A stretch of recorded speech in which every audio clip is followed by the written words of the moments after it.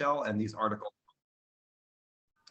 will cover various different things like resolutions, appropriations, like the town being able to spend money on things, zoning changes.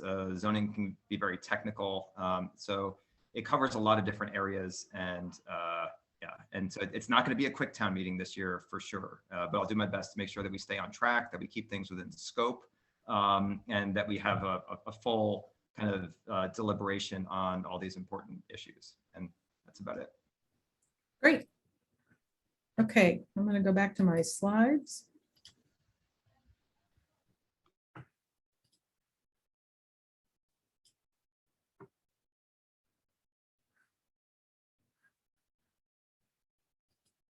Okay. Yeah, there we go. Sharing the right thing. All right. So I'm going to expand a little bit on what Greg was saying about sort of the role of town meeting. We're going to go through this sort of big picture overview of where town meeting sort of fits in the government and what we can do and don't do and what our responsibilities are. And then my colleague Steve Revelak is going to talk you through how the warrant is structured, the difference between an article and a vote, and a few other things that are really important to understand about the warrant. Adam Oster, who has served as the assistant town moderator for several years, is going to talk about the role of the moderator. And then we will finish up by talking about the flow of the meeting and the motions you can make and how debate is handled and so on and so forth. I'm sure you will have other questions, in which case you should feel free to put those in the chat, and we will cover any ancillary topics as we get to them in those questions. So Arlington is a town and we are a New England town, which means that our form of government is the town meeting form of government, with town meeting acting as the legislative body, the select board acting as the policymaking board for the town itself, and the school committee acting as the policymaking board for the school system. And we sort of fit in the flow of things, I would say, at sort of the end of a long set of processes. So over the course of the year, the select board meets, they set policies, they issues licenses and permits, and they manage the town manager. In the winter, the town manager produces a budget. That budget is processed by the finance committee. The finance committee's responsibility is to make sure that that budget doesn't include anything that we can't afford or that we shouldn't be spending money on, and that the budget is in line with our values and priorities. And then the select board in the meantime is requesting any bylaw changes, and various other boards and committees of the town are requesting any bylaw changes they might want to make, and all of that ends up in the warrant that was mailed to everybody recently, which is the agenda for a town meeting. Those are the items we will be dealing with when we get to town meeting floor on the 25th of April. And town meeting is the only body that can do two things. One is most appropriations. So the operating budget, the capital budgets, and most other spending, incurring debt. If the town wants to borrow money, we have to vote on it. And any changes to our local laws, our bylaws, and our zoning bylaw. That's all our responsibility, and that's the job that we're doing when we get to town meeting floor, is to vote on all of those issues one by one. There are other things that appear on the warrant, resolutions and various housekeeping items and so on and so forth, but that's the basic job. You will notice this year that you probably just received a warrant, and you will soon receive reports for a special town meeting. We often insert a special town meeting into the annual town meeting in order to deal with items that have time pressure on them. This year, for example, we will be voting on an article to move some money from the reserve fund to the stabilization fund that we need to do before the end of the fiscal year. And therefore, it's in a special town meeting so that we will have concluded that in May and be done with it, and will not let that item carry over into the fall. The annual town meeting is something that happens every year. The select board can call a special town meeting anytime that they feel we need one. As I said, we frequently do one in the middle of the annual town meeting to deal with those kinds of housekeeping articles or articles that have time pressure on them. But we have been known to call a special town meeting in the fall or the winter as well, particularly to deal with things like changes in our income from the state that require us to vote changes to our budget, or particular important decisions that come up that can't wait until a spring meeting. There are things that we can't do as a body. We cannot supersede state or federal law. We cannot tax ourselves. We cannot, Gordon, help me out here. There's a bunch of other stuff we can't do. We can't tell the manager what the select board what to do necessarily. Right, we can't. Or the manager, we can suggest. Yeah, we can make suggestions, but we can't set policies. We can't bind the select board. We can't hire and fire any staff. We can, from the floor of town meeting, although we almost never do it, make changes to the budget, but those changes are usually changes to departmental bottom lines. We can't take an individual line item or an individual position and remove it from the budget. We just don't have that power. The don't do's would be, we as Greg will detail when he starts the meeting, we act in a civil manner towards each other on the floor. So we don't do things, we don't do ad hominem attacks, etc. Yes. And so our behavior is constrained by the moderator's decisions, which Adam will talk about further shortly. So resources, oh, didn't mean to do that. We'll get to resources at the end. Yes. But let me just chime in quickly about the special town meeting. As Annie mentioned, like the main event is kind of like the annual town meeting, and then embedded in that, usually kind of a portion of one night is dedicated to the special town meeting. This year, just FYI, if anyone's interested, we're looking to that'll likely be on Wednesday, May 11th. That will kind of kick things off that night, jumping from kind of pausing the annual town meeting and then starting the special town meeting, completing that. And usually it might take like half a night or so. There's only like a handful of articles usually. And then once we close the special town meeting, we'll resume the annual town meeting until completion. Exactly. Yes, so Gordon has put together a really great resource list for you, which he will cover in detail at the end. But we also wanted to recommend to you that as new town meeting members, you need to sort of develop a support system. So I urge you to attend your precinct meeting. If there is a precinct meeting, introduce yourself to your fellow precinct town meeting members and reach out to see whether or not there might be a chat or text or WhatsApp group that you could join during the meeting.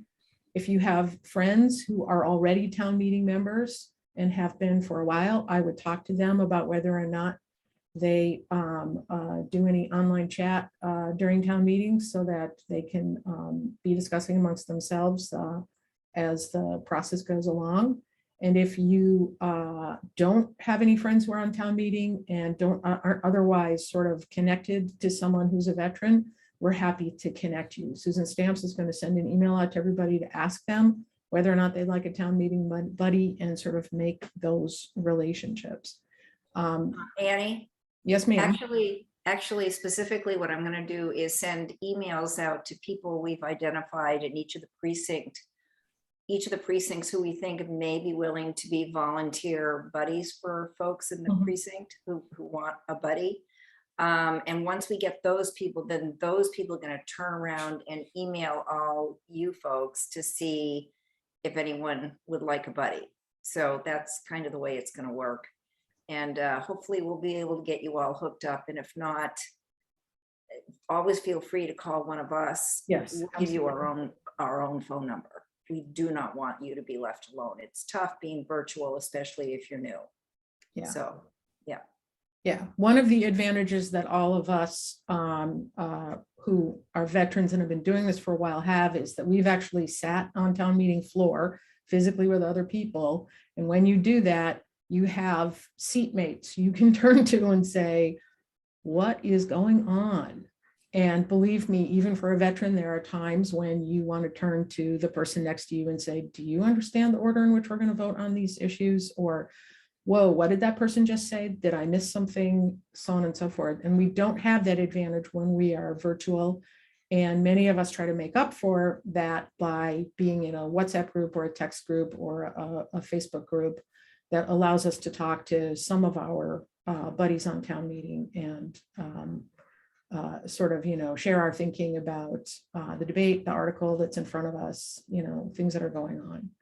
So I hope that we will be able to connect you all in that way, because otherwise it can be pretty lonely and confusing to try to figure out what we're doing, as you will see as we go along and talk about the next few items. So I am going to move on to the next slide, and I'm going to let Steve Revelak now talk about the warrant and what the warrant means. Well, thank you, Annie. I am Steve Revelak, and I am a town meeting member in Precinct 1. So the warrant. So the word warrant, my understanding is it derives from the word warning. So the warrant is actually a warning or a notice to the voters of our town that of the topics the town meeting is going to be discussing, for a given season. So the warrant also serves as town meeting's agenda. So the only items that town meeting can take up are the ones on the warrant. And as our moderator indicated, we have to vote on every single item. So it's, that it is our agenda. If you look through the warrant, you'll kind of get a sense of what the types of articles that town meeting deals with. The categories are usually printed with, alongside the warrant article titles. So this year we have 19 appropriations, spending money, 18 amendments proposed to the zoning bylaw and map, another 12 amendments proposed for the town bylaw, 6 votes, 4 resolutions, 2 home rule petitions, and 11 other articles. The other articles are typically things that we do each year, like elect an assistant moderator, pass a capital budget, pass an operating budget, deal with Community Preservation Act funds. It's the similar along the lines of the kind of things that Annie was saying that, what town meeting is responsible for doing. So how does this warrant come in? How do articles get onto the warrant? There's basically 2 ways. So the first way is that the warrant article is submitted by a group within the town. The select board, the town manager, the redevelopment board, the finance committee, the town manager, these are all common contributors. Other committees can submit them too. For example, this year we have articles that were submitted by by Zero Waste Arlington, by the Tree Committee, the Clean Energy Future Committee, and the LGBTQIA+ Rainbow Commission. The other way that warrant articles can be submitted is by a group of 10 registered voters. Basically, you'll work with town council to draft the language of your article, gather signatures, and then submit that and then that will become part of the warrant. So once we have all these articles, an article has been added to the warrant. What happens next? So every article is going to be reviewed by one of 3 bodies. Some might be reviewed by 2 of the 3 bodies. But the general division as far as this goes is that anything related to finance or money is going to be reviewed by the finance committee. Anything related to zoning or the zoning map will be reviewed by the redevelopment board. And everything else, just about everything else, is given a hearing by the select board. So each board, they set up a schedule to hold public hearings, and during the hearings, they get a presentation, they ask questions and give the public a chance to comment. But at the end, each board will vote to recommend something to town meeting. We'll vote on a recommendation. So that recommendation can be no action, meaning the board is basically suggesting that town meeting do nothing with the article. And we typically get a few of these each year. The other option is to recommend favorable action. So in this case, the board is recommending that town meeting adopt specific legislation, take a vote, spend a specific amount of money for a particular purpose, for example. But it's, it's a very concrete thing.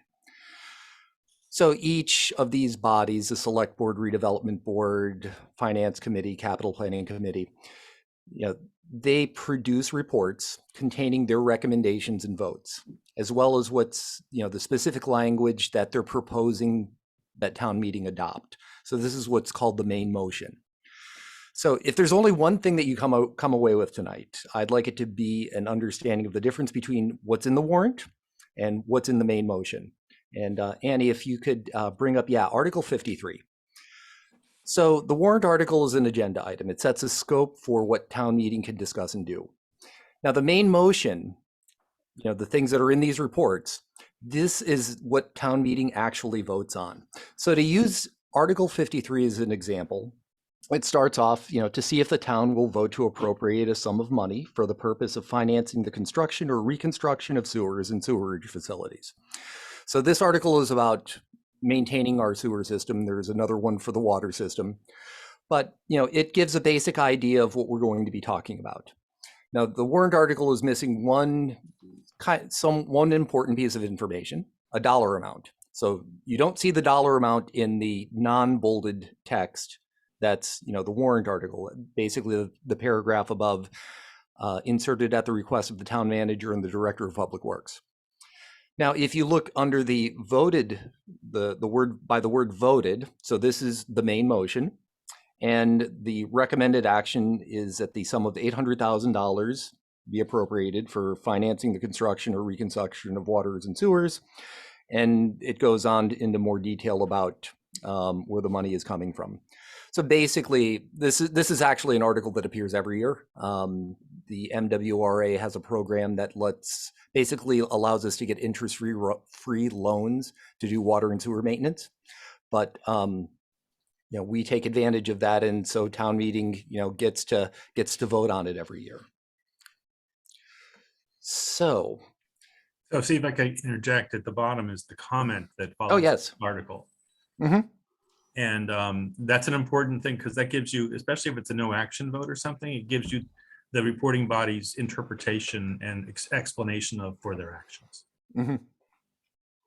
Right, and just to be clear, just to jump in, what's voted there, that the sum of $800,000 be and hereby so on and so forth, that's effectively the motion. Mm-hmm. The article itself is not the motion. The article is just kind of defining the parameters of what can be moved within that article, right? And so I'll let Steve go on, because I think he's going to cover this you're going to cover subsidiary motions and stuff. Right? Yes. Yeah. So there's voted is basically that is what the the recommending body, in this case the finance committee, is recommending that town meeting do. Now, so we know that town meeting votes on the recommended actions or the main motions, and we could vote yes or no on individual ones, but we also have the ability to change them before voting on them. So there's two ways to change a main motion. One is through an amendment, and the other is called a substitute motion. I've always found that a strange term, and I'll do my best to explain it. So just to put it in the context of an example, 2 years ago, we had an article to change the hours of operation on the Minuteman Bikeway. So the Bikeway used to close at 9 at night. And there was an article where the recommended action was to allow the evening closing hours to be set by the town manager. Now, suppose you're a town meeting member and you think that, well, instead of leaving it up to the town manager and having to post it, let's just make it simple and close it at 11 o'clock. So you could propose this idea to town meeting by filing an amendment. And in this case, your amendment would basically take the main motion, strike out the part about, the town manager setting the closing time, and, replace that with language about the closing time being 11 p.m. That's an amendment. So substitute motions. Substitute motions are like amendments, but they're just bigger. So a substitute motion basically strikes the entire text of the main motion and replaces it with a new main motion. So for this particular article, there was a substitute motion to actually delete the section of the town bylaws that put the limit on bikeway hours, and town meeting eventually adopted it. And now we have now all of the bikeway communities let you use the bikeway any time of the day. Now, but back to town meeting. How does town meeting handle this process? So you've got a main motion, we've got an amendment, we've got a substitute motion. Well, this is where the moderator comes in. The moderator, part of his job is to handle these in an order that makes sense. But eventually, like for example, he might decide to take the, that to vote on the, have town meeting vote on the amendment first. So do we want to, swap town manager setting the closing time with 11 o'clock? Yes or no? And then after that, you might take a look at the substitute motion. Do we want to just take the recommended action from, I think it was the select board in this case, and replace it with the substitute that says, delete the section of the bylaws? And yes or no? And then at the end of that process, you're left with, the motion as amended or substituted. You take one more vote on that, and that's what actually ends up passing or not. So it's a little odd to break it down, very step by step that way, but it felt a little strange at first, but I think it's something that you get used to. But generally, the process for, I'll let Greg talk about the process for submitting amendments and substitute motions, because I think, this is something he's working on. But basically, town meeting does have the ability to modify these things. And each time there's an amendment or substitution, you vote on them one at a time, and then generally vote on the whole thing, as amended and substituted. So that is basically, I think that about covers the warrant process. Maybe Greg, if you want to weigh in now, or. Yes. So on that, so a couple of points. Well, first I'll just into a little bit more detail, just briefly about like the substitutes and the amendments. Typically in practice, they're going to be fairly like independent of each other. I mean, we had a couple of complicated cases last year. I think one, maybe it was the ADU article, had I think 7 amendments and a substitute, or maybe even had multiple substitutes. And usually in practice, they're typically independent of each other. But that's not necessarily the case. Like hypothetically, you could have like an amendment to a substitute motion, like they can be kind of stacked like that. I don't think I've ever seen that in practice, but it can get complicated. And the ordering matters, right? Because the order in which you apply amendments could matter in how people vote, right? And so that's part of my job, is to figure out like what's like a rational way to do that. That's coherent. Another point about the word amendment. Amendment is used in different contexts to mean very different things. In this context, it's a motion to amend the main motion. It could also be, like I said, it could be a motion to amend a substitute motion, but we generally don't see that. And there's also, you'll see articles which seek to amend the town bylaws or the zoning bylaws. We can't amend Massachusetts general laws. The state legislature would have to do that. But an amendment can mean different things in different situations. But here we're talking about a motion, like to move to amend the main motion typically. And about the so I as moderator have discretion on accepting. So anyone who's interested in submitting a motion to substitute or a motion to amend would go through me. I actually just finished drafting this afternoon the policy for this, which is very similar to my predecessor. It's changed a little bit to kind of adapt to our kind of remote status here. That I'm not requiring it in writing. I'm requiring it be submitted to 3 people on the same email. Me as moderator, the town clerk, and town council, who's the town's attorney. And so you would send an email to the 3 of us at least 48 hours in advance of the start of the town meeting session in which the article is expected to be considered and debated. And let's see, and if for whatever reason someone's not able to send email, if for whatever reason they don't have an email account or there's some issue there, they can just contact me, and my phone number is listed on the town website. We could make some sort of arrangements for how to get these substitute motions. So once I get a request for a motion to substitute or a motion to amend a main motion, then I would have to, I'd probably consult with town council, so he can weigh in on kind of like the legal parameters of it, and I'd have to assess whether this request, whether this motion that's being requested falls within the scope, basically within the four corners of the article that it applies to. And so if there's like an article which, like a zoning article, which talks about like allowing for like buildings with 5 units in it, and someone wants to amend that to cover up to 6 units, that technically wouldn't be in scope because that's the original scope was 5, and now you're going outside of that. If you wanted, so oftentimes amendments and substitutions like this will narrow or restrict further than the original main motion did, which was the case last year, like with the accessory dwelling units. There were a lot of amendments to restrict the main motion further than it originally was. And I think that about covers it. All right, thank you, Greg. I'll just end my section saying that, you know, again, what we vote on is the main motions. They're in the reports, and it's important to, you know, it's important to try to read through them before those articles come up for deliberation. Thank you, and back to you, Annie. Actually, just one thing I'll add, because this comes up a lot. There is actually an escape hatch, which is, even though there's this, I'm still going to follow my predecessor's 48-hour rule generally. There is an escape hatch, which he had as well, which if someone, even if it's within that 48-hour period, when we end up actually kind of debating and voting on that article, I may allow someone to introduce a motion within that window, and sometimes even on the floor of town meeting, in this case, the virtual floor of town meeting, if their motion is like very concise and very easy and clear to understand. And if it's not clear to me, I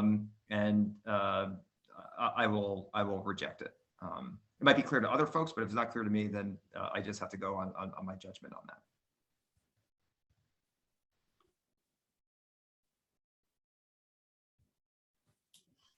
Excellent. I do want to add one thing that we did not talk about here, but you will probably hear about it again later, and that is that if, say, the select board has voted no action on an article, no action is not a debatable vote, and the only way to discuss the article that was voted out no action by a body is to offer a substitute motion. So substitute motions are also a way to bring back an issue that one of the bodies that used articles has used. It's a way to bring back something that's been killed by the select board or the finance committee or the ARB. Okay. Right, and yeah, no action is a weird thing. I don't know if anyone's going to talk about that later in the slides, but Well, we will. Okay, I'll leave it to you then. Yeah. Okay, so we weren't sure we'd have Greg for the whole night when we originally planned this presentation. So I actually have Adam Osper teed up to talk about the role of the moderator. And I'm going to let him do that, and he will go back and forth with Greg as he sees fit to cover all of these topics. So Adam, are you there? You are up. I am here. Thank you, Annie. I'm Adam Oster. I've been representing Precinct 3 since, I think, 2006. And last year, I was elected to be the assistant town moderator. So the purpose of parliamentary procedure is to facilitate the transaction of business and to promote cooperation and harmony. In similar wise, the role of the moderator is not just a dispenser of rules. He or she, and tonight I'm going to go with he, is a facilitator of the discussion that is the beating heart of our democracy. The moderator opens the meeting each night, recognizes speakers, and moves us through the agenda. State law gives the moderator final authority to decide procedural questions. If you're uncertain about how to phrase a motion, ask the moderator. Town bylaws adopted by town meeting set limits on speaking time. He enforces those limits. If you have a question about any topic relevant to the warrant article, you ask it of the moderator. He will direct it to the appropriate person. Town meeting, as we've heard, may not do anything outside of the scope of the printed warrant article. Motions that would do so are out of order. It's the moderator's job to make that determination. Point of order, Mr. Moderator. Points of order concern questions of process that are so urgent they can interrupt. These are special cases, but they do come up. If we are about to take a vote and you're unclear about what the vote is on or what the effect of voting yes or no will be, point of order, Mr. Moderator, please explain. As a member of town meeting, you have an absolute right to understand what we're voting on. If you think the moderator is making a mistake or has missed something, this happens. Point of order, Mr. Moderator. Here's what is not a valid point of order. Continuing debate by presenting facts or opinion about the proposal on the floor. There's a point of order button in the voting portal. Click it and wait to be recognized. When you are, state your point of order. Mr. Moderator, the amendment is not within scope of the warrant. Mr. Moderator, we've not taken a final vote on the previous article. Mr. Moderator, does this require a 2/3 vote? We also use the button for questions of privilege. Mr. Moderator, there's a problem with the sound system. Mr. Moderator, the speaker is engaging in a personal attack. So you use the point of order button and you state the issue. Then what? What happens is the moderator decides, and his decision is final. He may consult with others first, but his authority is a little like that of a judge in a courtroom. The moderator plays these and other roles so that we can conduct business in a fair and open way. For all of his authority, he does not decide outcomes. He does not limit debate. He does not decide what town meeting does. We do. The moderator is here, so I'd like to invite him, if he likes, to comment or correct. And please put any questions you have in the chat. Great, thanks, Adam. No, I think everything you said there was very accurate. And just to be clear, there's this as far as points of order and questions of privilege. I mean, they're similar procedurally in that they can interrupt debate.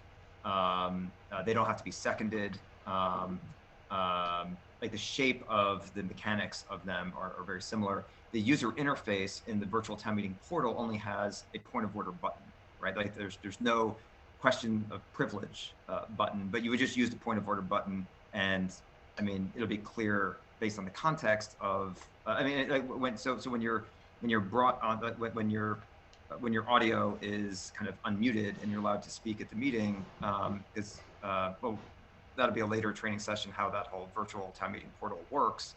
There's only going to be one button, which will be point of order for this. But you can use that for questions of privilege.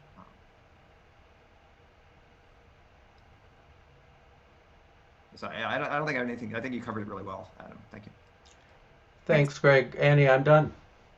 Excellent. So I'm going to go on to the next slide. There we go. Okay, so I am going to talk through sort of how does the flow of the meeting work. I'm probably going to call on some of my compatriots here for additions if I don't feel like I've got it all down. And then Gordon is going to talk about a couple of important things, particularly pertaining to work that you need to do before you get to town meeting itself. So the order of the warrant articles is set by the select board. And if you've looked at your printed warrant, you know the order in which we're going to take items up. We generally work our way through the warrant in order. There are times when we will do what's called tabling. We will table a group of articles to be able to take something up because someone has can only come on a particular night. You'll notice that we'll do this, for example, for the Minuteman High School budget, because we schedule that debate for a night when the superintendent can come. But we generally go through the warrant in order. And the order that has been chosen by the select board in recent years is all the bylaw changes and other similar articles, then all the zoning bylaw changes, and then the appropriations. And then at the end, we deal with any resolutions that have been filed. So the way that you get to talk on town meeting floor is that when the moderator has said, okay, we're going to vote on this article now, the moderator will ask the proponent of the article to move the article and say whatever it is that they're going to say about it and ask for a second. That we have a little button for doing that in the virtual town meeting portal. And then the moderator in the virtual town meeting portal or in person, there's a way to say, hey, I want to speak on this article. And that creates a queue of speakers. And then the moderator calls on people in that queue of speakers. It's moderator's discretion, the order in which he calls on them. But generally, he's going to go in the order in which people manage to hit the button. And you will get to talk for 7 minutes. And there's a couple of things that you should know about the ability to talk for 7 minutes. It has been said by some famous old moderator that 3 minutes is about as long as you've got them. If you talk longer than 3 minutes, they're going to vote against you just out of spite. And that is probably pretty much true. So there are a couple of things that you can do when you get up to speak if you get called on to speak. So, and that's where the table of motions that Adam provided comes in. And so you're going to want to study this table of motions so that you understand the things that you can do. Okay. The main motion will be moved by the proponent or someone.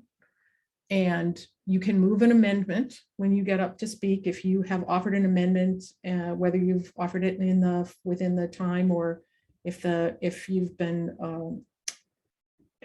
you've offered an amendment in writing as per Greg's rules and he has accepted it, then that's the time to make your motion, is when you're called on as a speaker on the article. You can ask to postpone the article. So for example, if you have decided that you want to offer an amendment and you're not within the 48 hours, you can move to postpone the article to the next evening's debate so that you can file your amendment within 48 hours for our town meeting to consider. Articles can be laid on the table. Generally, we only do that if we have a reason to hold that article until a time not yet decided. So a postponement has to be to a definite time, but laying on the table is just until we're able to take it up again. Which we will sometimes do if we're waiting to hear from an expert or get some more information that somebody is seeking. We'll lay an article on the table until we can get that information and then take it back off the table. Okay. And just because the table essentially is a metaphorical, like, temporary holding place where you can stash articles to be revisited later at an unspecified time. Okay. Another motion you can make when you get up to speak is you can move to end debate. So if you stand up to move to end debate, the only thing you are allowed to say is your name, your precinct number, and I move the question on all matters in this specific article or all pending motions, or however you want to phrase that. You cannot offer your opinion and then move to end debate. So just something to keep in mind. Generally, when you get up to speak, what you should do is say your name and your precinct number, and then either make a motion or say what your opinion about the article is, or this is your opportunity to ask questions. From my personal perspective, the most useful thing for your fellow town meeting members is for you to ask a question to get some information into the meeting and in front of everybody that perhaps we do not have that will affect everyone's vote on the article.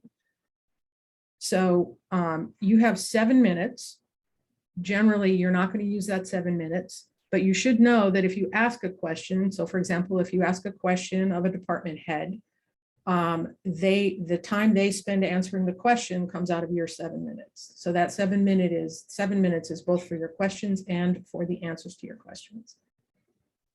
Generally, all the department heads are available at the meeting, as is the town manager and various other folks. So we have a large body of people we can turn to for expertise in various matters to answer questions.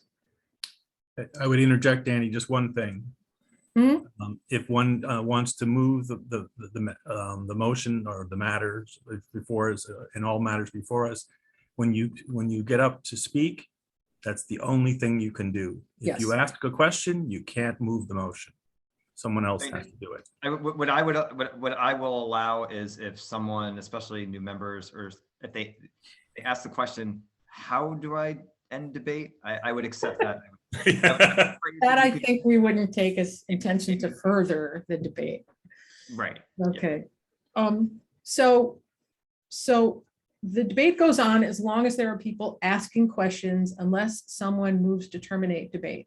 Termination of debate is not a debatable article. We move immediately to a vote, and it requires 2/3 of the meeting to vote to terminate debate. So it's a pretty heavy duty thing. And one of the things that you will discover in town meeting is that everybody knows when a termination motion is going to be successful, because that's usually at the point when we're pretty tired of talking about something. One of my favorite things that happened last year at town meeting was that someone who I happen to know was a freshman town meeting member. The first time they got up to speak, they moved the question. I was very proud of that person. So scope of debate. Whatever it is that you discuss or whatever question you ask, it has to be within the scope of the article. The determination about whether or not the issues you are raising or the speech you are making or the questions you are asking are in scope for the article is entirely up to the moderator. And if you do ask a question, as was previously said, you're asking the question of the moderator, and the moderator will decide who should answer the question. It's not like you'll be in trouble if you stand up and say, gee, could the director of DPW tell me X? But what will happen is the moderator will say, excuse me, that question goes to me. I'll decide whether or not the director of DPW should answer that question. And then he'll either ask the director of DPW to answer it, or he'll ask somebody else. So I think we've covered tabling, postponing. So once we have terminated debate, if we need a motion of termination to end the debate, then we move on to vote on the article and any amendments or substitutes. And that's the point at which the moderator determines the order in which we are going to take up all of those matters. And he's going to determine that order based on the most logical way for us to make each of those choices, because if there are multiple amendments and a substitute motion, we may need to know whether we're amending the main motion or the substitute motion, and we may need to take the amendments in a certain order in order to understand what it is we're really deciding. They usually can't be rolled together. At the end of the evening, one of the things that will happen when we adjourn is that someone will move reconsideration or request motions of reconsideration on articles. You can move reconsideration on any article where you voted on the prevailing side, where you think there might be a reason to reconsider that article at some point before town meeting closes. So it's a strategic thing to think about whether or not you want to be able to reconsider an article when you decide how you're voting on it. Because if you don't vote on the prevailing side, you can't move reconsideration of the article. Our chair of the finance committee will always move reconsideration on all financial articles so that we can reopen them if we need to, if something changes over the course of town meeting. The other way that debate will end is if people stop raising their hand and we've gotten to the end of the speakers list. And for many articles, that's actually what happens. Often there's only a question or two and we move on, but for very controversial articles, we may go through several motions of termination before we actually conclude that we're done discussing an article. And just a quick note, Annie covered this, but just to put a finer point on it, the notices of reconsideration, that has to be done. That night. That applies to articles that were discussed at that evening, and that notice has to be given before the meeting is adjourned, or else you've lost your opportunity to give notice of reconsideration. Yes. Most of the votes that we take in town meeting only require a majority for us to pass the motion. Some require 2/3. I believe most zoning articles require a 2/3 vote. There is one exception, and that is any zoning article that qualifies under a new state law called housing choice, which then only requires a simple majority to pass. Housing choice articles have a very specific technical definition, and they should be articles that are going to increase housing production, in particularly affordable housing. Steve could probably talk more about that since he's also on the redevelopment board. Steve, do you want to add anything on housing choice articles? I wish I had reviewed the changes to Chapter 40A, Section 3A before this meeting. So the ARB's report will specifically call out any articles that are subject to housing, that fall under the guise of housing choice and require a simple majority. Okay, great. The other articles that I believe require 2/3 are borrowings. So the capital budget will require a 2/3 vote. In the capital budget, if you, when you read through the report from the capital planning committee, which you should do so carefully, you will discover that we actually break that down into a couple of different votes. And I believe only the borrowing one requires 2/3.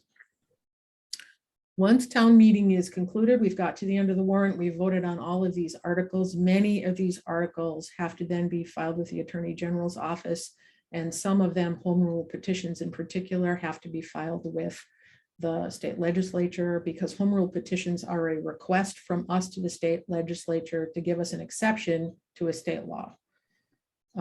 There are a couple home rule petitions in the warrant this year, so they warrant some particular attention.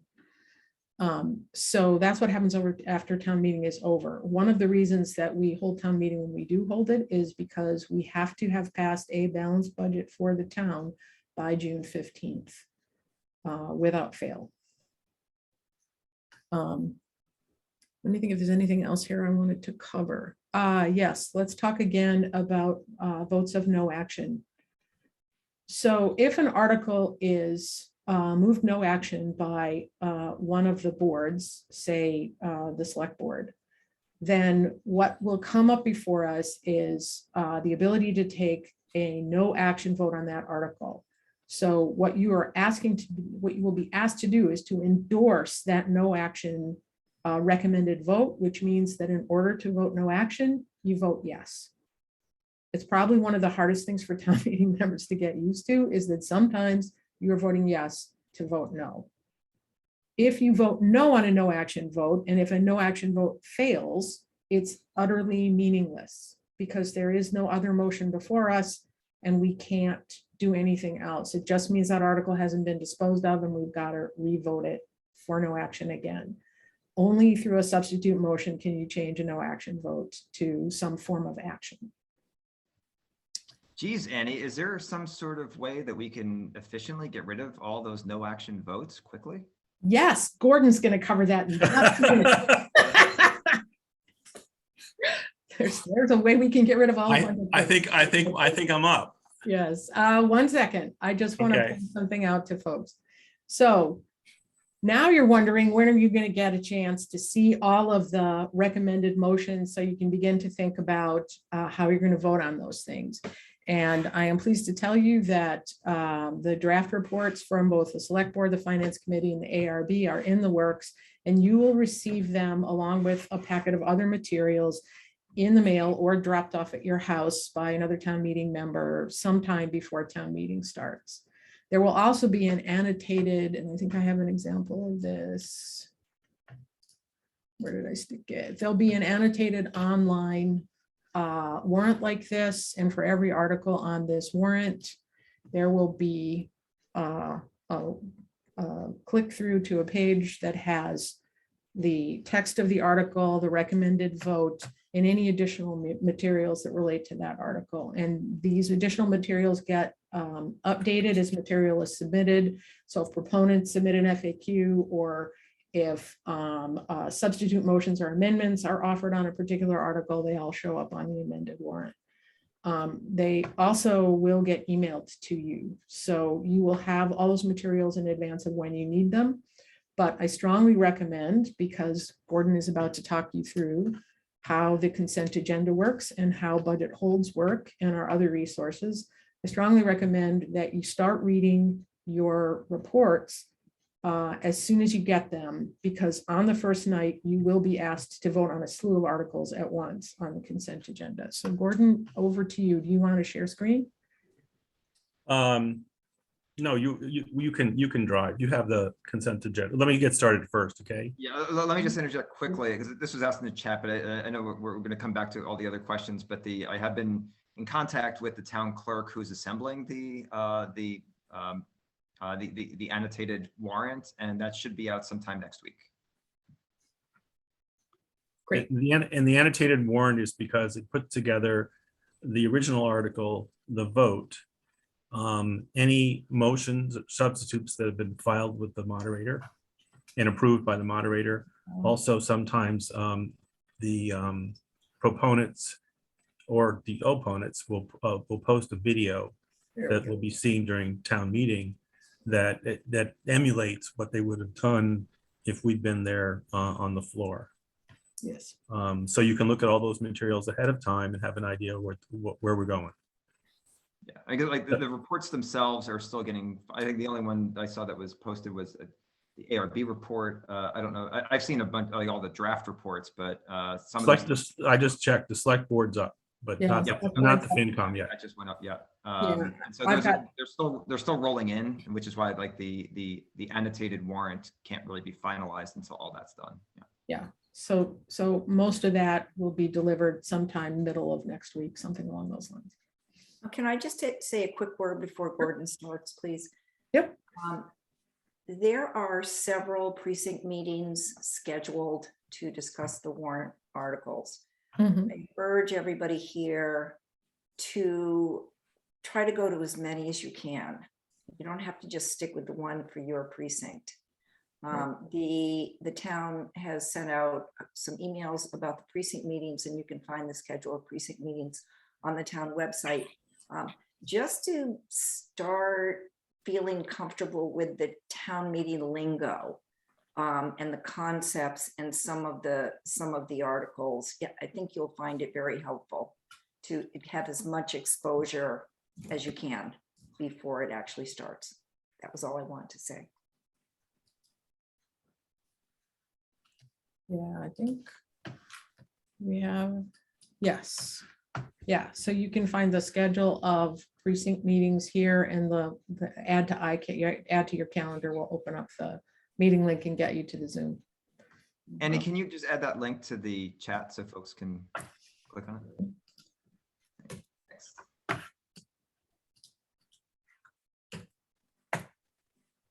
Okay.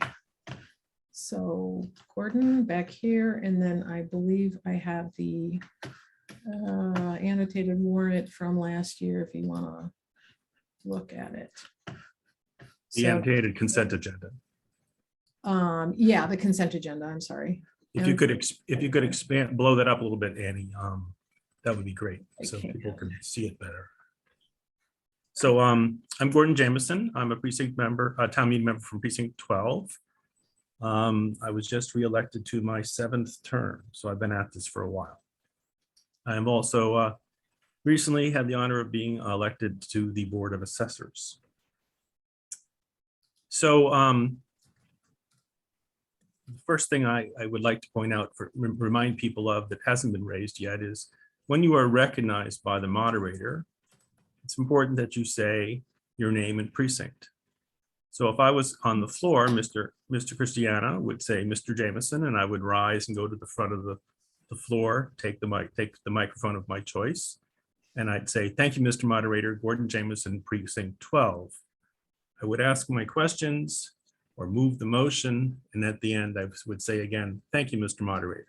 That sort of keeps us and reminds us that we are talking through the moderator to the meeting. So as has been discussed, there are articles that are pretty much slam dunks, or they're no action, or they're housekeeping articles. And a couple years ago, well, the moderator chooses which articles to put on this on the consent agenda. But a couple years ago, I took on the task of looking at each of those articles, looking at the report entry for each of those articles, distilling that down to a single line, cliff notes, if you will, on why that article, to facilitate members' ability to understand why the article should remain, perhaps on the,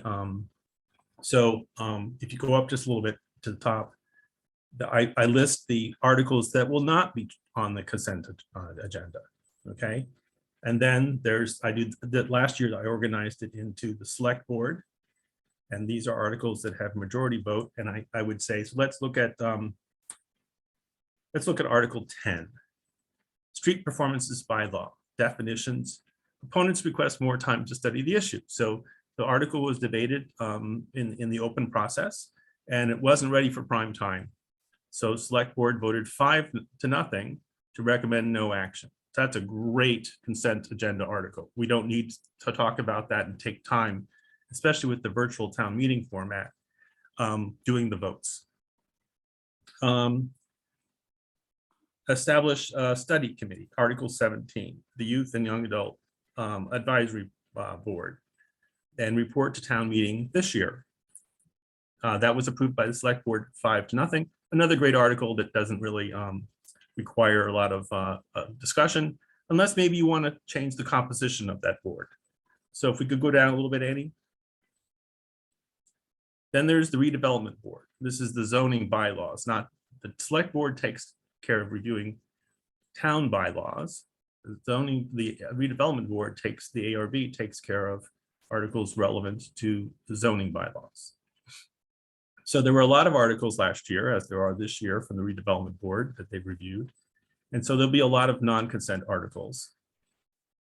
But again, I say Article 37, there's the topic. It's not always the topic of the article. I sometimes distill it into something that's perhaps more concise or clear. And again, more time needed to study. They thought they had it together. The people who submitted that, not quite. So again, no action. In fact, there's 3 no actions right there. And so those are great consent agenda articles. We move down to the finance. And here I noted that in my report, in my analysis, rather than putting all the votes, that they're unanimous unless noted. So you see that, well, each year we're given the opportunity to accept any local option taxes. There are no new options available. So that's a no action article. Get rid of it the first night. Go down to human resources, Article 53. Up a little bit, Amy. Every year we reclassify some positions. The jobs have changed, or people have matured and the work they do has changed. And that is changed often in their pay scale or the name of the position that they're holding. That's pretty much something that the Director of Human Resources presents. That's part of her report. And we pretty much, that we don't need to debate that because it's pretty much a straightforward thing. But you can always take it off. I'm not saying you can't, but that's an annual article. So you notice a lot of these in the FinCom section Annual article, annual article, annual article, annual article, no action. We used to do Article 57, but we no longer do that way. We do it a different way. Let's go down, Annie. And then there's select board resolutions. And we had a lot of resolutions last year. The moderator will tell us how he's going to handle the debate of those once we get to town meeting. And then those require a majority vote. They have no binding action. And a lot of them, as you noticed, also had no action. So, or they were approved overwhelmingly by the select board. And there's a nice little description of, the vote and what they came up with to address the issue raised by, these are generally 10 registered voter articles. And we can pass those and go on our way.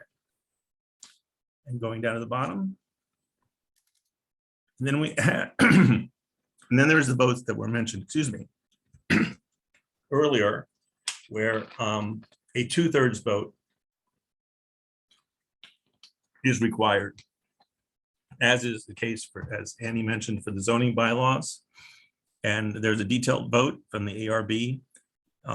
It reported back from the original article.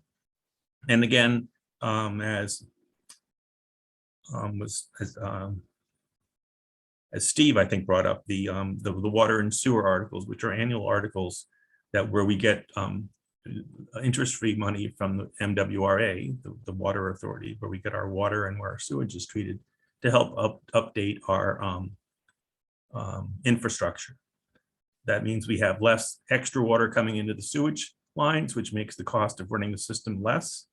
And we have less water leaking, which means we're not paying for water we're not using. Okay, so that pretty much covers the consent agenda.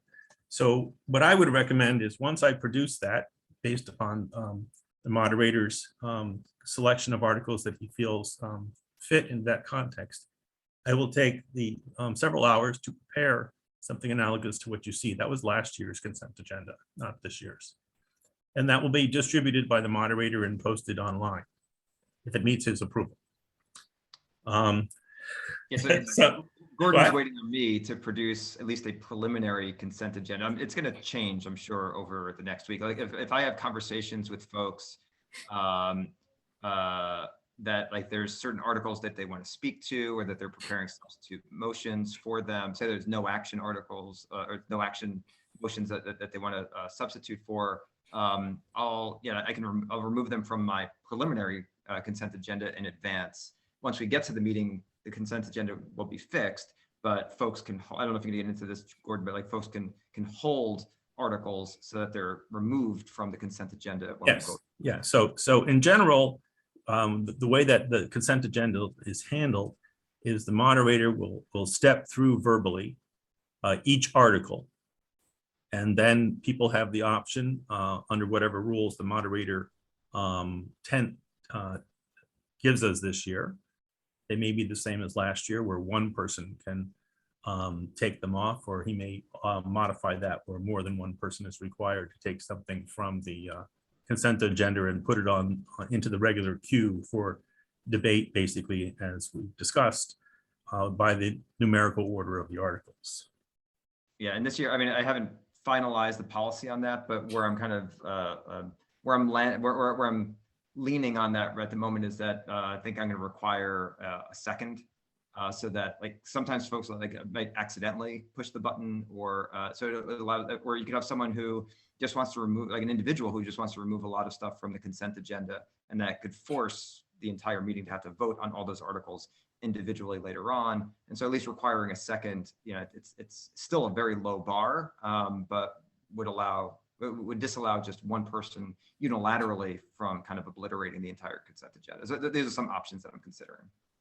Because it is, obviously anyone can choose to do this, to take something off, but it is a great time-saving feature. And as you get more experienced, you realize that we don't really need to debate many of these. Yeah, and there are some town meetings out there that actually require a majority vote to remove items from the consent agenda, which I think is just a really high bar. I don't want to have to do that. But I shared with the moderator that I liked 5, because it was similar to what you used to have to get for a standing vote. Oh, that's a good point. When we counted. You may not have read my email yet, but in the past, we didn't have electronic clickers on the floor, which vastly enhanced the speed of town meeting. We would do verbal votes. And if 5 people rose because they disagreed with the moderator's conclusion that it was a yay or a nay vote, we would then do a standing vote, first with the yeses and then with the nos. And there'd be 4 people that would count the people up and report. Very time consuming. And then there was another way, another more egregious, which has only happened once in my tenure of town meeting, was 25 people get up and then you have to do a roll call, which is over the top. So I thought that the Goldilocks position was 5, but it's the moderator's decision. Yeah, I'll definitely consider that. I have not looked at your email yet. I'll take a look. I did check with the virtual town meeting platform that we use, and it does have everything that we need to, like multiple people can push the remove from consent. I think it's hold from consent agenda button or something like that. And it shows in the user interface that everyone can see, not just me, but members can see like all the folks and the number of folks who've attempted to hold something from the consent agenda. So we could set that, I could set that bar at whatever I think is appropriate. So I'll definitely consider what that threshold should be. I think 1 is probably too low, but I think majority is too high, so in my opinion. So, but I'll be publishing like the policies on that and sharing that in the coming days. Excellent. So I would just counsel members, new and old, to once the consent agenda is out, and perhaps once my little Cliff Notes version of it is up, that you click through, you go through each of those articles, and then satisfy for yourself by looking at the votes in the reports that you agree with it being in the consent agenda, and if not, make yourself a note, and then you can always remove it. So Gordon, Yep. just in the interest of time, I wonder if you want to talk about the similar process we use for the budget. And Yep, that was what I was going to go to next. great. Just one quick note: there's the consent agenda is actually broken into 2 parts. Maybe I don't know if Gordon already covered this. That for the articles that are Yes, that have a quantum of vote of a majority are in one batch, and then the ones that have a quantum of vote of 2/3 are in a different batch. And so those have to be voted on independently because they have different thresholds. So Annie, if you could pull up the, so in your finance committee report, there are articles like we've seen before here. Yes. Then in the bottom, there's there's appendix B. Yeah, let me see if I can find the appendix, Gordon, while you talk about it a little bit. I've got the appendix up, Annie. All right, let me stop. I'll share it. sharing. I'll let you share and you can show appendix B. Here's appendix B for last year's budgets. And the way over the past years we've taken to dealing with the budgets, which is a single article that covers all the budgets in the town. See that, and it has great detail. You can look at these. And the first thing I would say is, if you're someone who looks at these like I do, if you have questions, I would remind you that, while on when we meet in town hall, as was noted earlier, all the department heads are there. So if you have a question as to something about the finance committee, you can go talk to the chair of the finance committee, and he or she can explain to you why their budget has that line item in it. Same with the director of public works, fire, police, etc., the select board. So what the moderator has done in past years is to, again, similar to the consent agenda, he or she will say finance committee.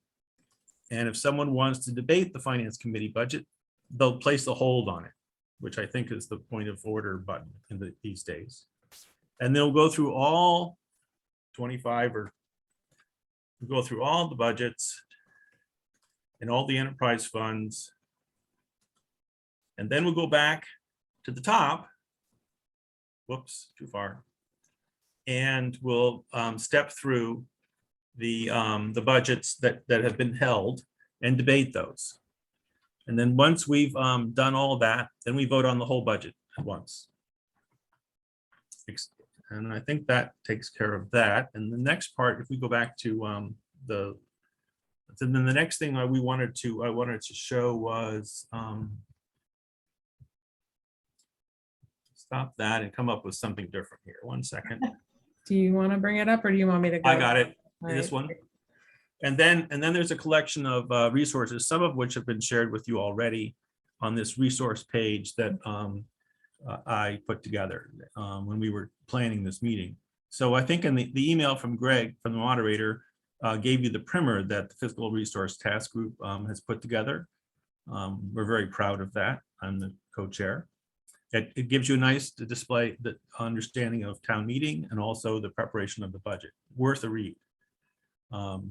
All based upon short articles that appeared in the Advocate. The warrant Annie's talked about, and the annotated warrant she's talked about. We've talked about the consent agenda. This is last year's link. If you want to see how the nuts and bolts all go together, here's a link to the Acme. Let's put that in. Can someone put that in the chat? I can grab it and put it in the chat. If you want to see how it works, from the start, the national anthem and getting town meeting started and all the processes that happen in a virtual town meeting from last year, I recommend you at least listening to a little bit, and we do go through the consent agenda that night, I think. Then there's the table of motions that we've gone through. And if you really want to dive into the town's finances, there's the annual budget and financial plan. If you're really a nerd about that stuff, that's also online. And I One think of the things, if I can just interject, Gordon, one of the things I would mention about the annual budget and financial plan is that there is, for every department, there is a narrative about their accomplishments for this year, their goals for next year, some stats about how the how staffing has changed and some trend lines, their metrics they use to measure themselves, and some budget comparisons. So it's a really, really good article if you want to understand, say, the nuts and bolts of DPW's highway department, what they do and why and who works there and so on and so forth. And I highly recommend digging into it for any department where you have concerns about how they operate. and Answer most of the your questions. overall document is a tour de force put together by Yeah.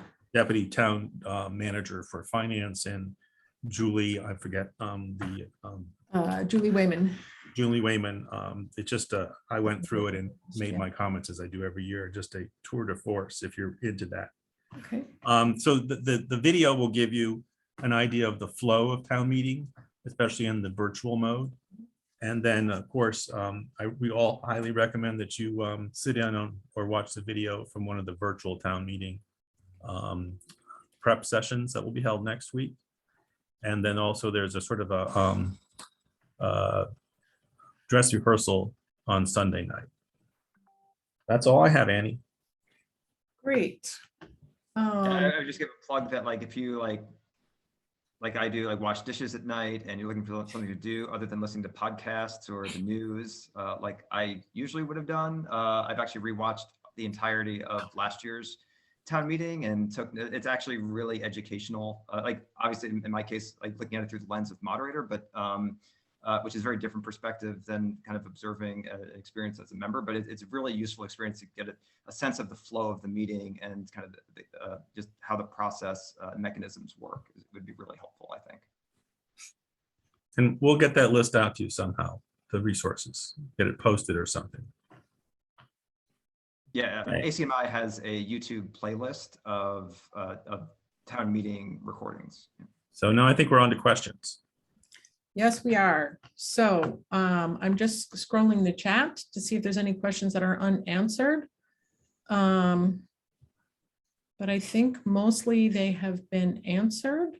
However, if there's anyone who has an additional question, if you want to use the raise hand feature or just wave at me, I think I can see most of you. I'm happy to answer any additional questions or find someone to answer them.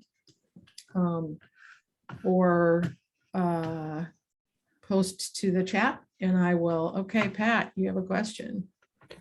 Yes, in the past couple of years, when we've gotten to resolutions, there's been an abbreviated procedure where one person on each side, where there is two sides, um, has been asked to give a speech, and then that's it. There's no further debate. And my question is whether that procedure or anything like it is going to be continued this year, or whether resolutions are going to be addressed as other articles. Yeah, that's a great question, Pat. I have not decided yet. I've definitely considered it, and I will have a decision by the end of next week. But if you have thoughts on that, feel free to share it with me. I'm sure you have my email address. I can put my new town address in the chat. Yeah, if people have like thoughts on these things, feel free to share. And the other last thing I would say is thank you all for stepping up and to serve. Absolutely. This is a great part of our town. I love it because, you know, it's hard to make changes at the state or even the federal, at the state level, at the federal or even the state level. But right here in town meeting, you can actually change how the town of Arlington works and can be very rewarding in that regards. And you can also learn a lot about how the town functions. And Yes. so you can make you a better resident and citizen of the town. So it can be grueling sometimes, but it's a lot more fun on the floor. I mean, there's a lot of humor that goes around the floor between your seatmates and people that never gets caught by the even the video from town hall. So bear with it another year. Hopefully the next meeting will be in person. It's just a great experience that way. Yes, although I will say, as a long-term town meeting member who's probably never going to give it up, there are times when you just got to stick with it through what may seem like a long and tedious discussion or very technical details or whatever. So I will give you my standard greeting to all new town meeting members. Welcome to watching the paint dry. Other questions? Other things that you are concerned about, anything you feel we didn't cover? Obviously, we did not go through individual warrant articles. Most of you should have precincts that are holding precinct meetings, or you can attend other precinct meetings where frequently those articles will get walked through, and things that are really important to residents or to particular town meeting members will get discussed, and you can hear from proponents. And you will also be getting a lot of material on the articles that, you know, are not our annual boilerplate kinds of things. And obviously we have pointed you at a lot of material relative to the budget, which is, you know, something that even though it's in one article, we need to pay a lot of attention to. I think that's everything I've got. Anybody else? Last call for questions, comments. Jennifer has a question in the chat. Or Yeah, during next week's, the training videos. Yes, those will be recorded and shared. yes.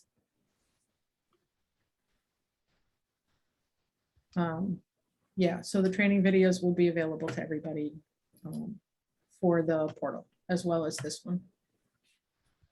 She doesn't want to sign in while she's on vacation and watch the training session. Oh, heaven forfend.